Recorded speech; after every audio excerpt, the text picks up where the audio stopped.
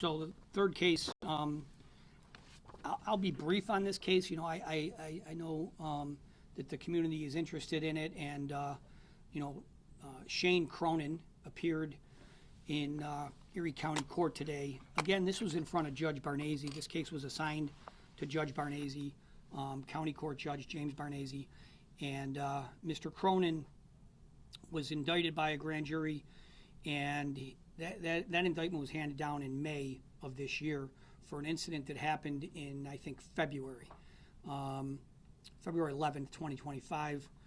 Cronin was accused of and is now admitted to going into a Buffalo school. It's a building that contained the Buffalo Museum of Science and Public School number 59. They're separate parts of the same building, but he went into that building and he attempted to kidnap a 7-year-old child, little girl.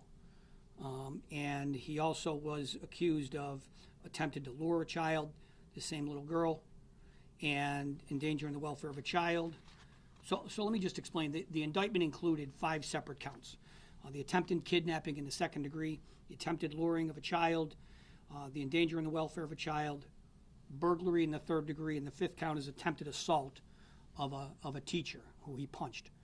Now, all of those incidents occurred. The most serious one, of course, is the attempted kidnapping in the second degree. But there are 4 felonies and 1 misdemeanor. That was handed down in the indictment by the Erie County Grand Jury. And Mr. Cronin showed up in court today and pleaded guilty to the entire indictment. He was not offered any reduced plea. He was not offered any plea at all other than plead guilty as charged. And that's what he did. He pled guilty before County Court Judge James Barnese, and sentencing is now scheduled for January 21st of 2026. I know that there are going to be some significant input. There will be some significant input by the victims in this case, and that certainly includes the school and the employees of the school, not just the teachers. I know the principal of that school was heavily involved in this case, and obviously the family of that little girl were also involved. So I think the girl was 8 years old, as a matter of fact, at the time of the incident. Certainly we're relieved that Cronin accepted responsibility and that we're not going to have to put this family back through the trauma of her almost being kidnapped from this school. I'm glad to report that the defendant accepted responsibility and he's now pled guilty. I'm not going to get into much more detail about the case because the sentencing is scheduled for January, and I don't want to do anything that would potentially jeopardize this plea.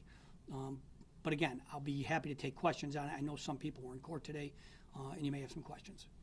Has the school done anything to step up their security, and do you think that it's, safe to have a public, public thing like the Museum of Science connected to elementary school? So my understanding is that it's a secure building. Okay, obviously he was able to get into the school through the Museum of Science. I know that the school district is undergoing its own investigation. My understanding is that investigation is continuing, and I'm sure it'll include, an analysis of what their security measures are like. But, the good news is that he was caught, he was stopped, and he's now been held accountable for this, potentially terrifying crime.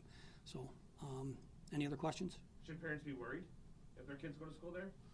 Yeah, I got 4 kids. I'm worried about my kids every day. I can't tell, I'm not going to ever tell parents not to worry about their kids. I think you have to give them instructions and tell them to be cautious and give the kids the right lessons in terms of dealing with strangers and be careful. We should expect that our kids are safe in schools. And, I'm hopeful and confident that the Buffalo schools will come out with an answer to what they're doing and what this, how this was allowed to happen and what steps they've taken to address the security concerns. What kind of sentence is he facing? So the C violent felony that he pleaded guilty to, that's the most serious charge, attempted kidnapping in the second degree. So that carries with it the maximum sentence of 15 years. Okay. Now, I know that the judge has made some sort of sentencing commitment. I don't want to comment on it right now. I believe it's less than that. I also know that our victims, and that would include, again, the school district, that they are going to ask the judge for the maximum sentence. We informed the court of that, and we are going to stand behind the victims and ask the judge for the maximum sentence. And again, that could be as much as 15 years. The extent to which there is a commitment, and the judge is going to have to determine whether he's going to abide by that commitment or not. And he was from out of town, right? Cronin? Yeah. Yes, Cronin is not from Western New York originally. Do you know what he was doing here in Western New York? I do not know. Anyone else? Thank you.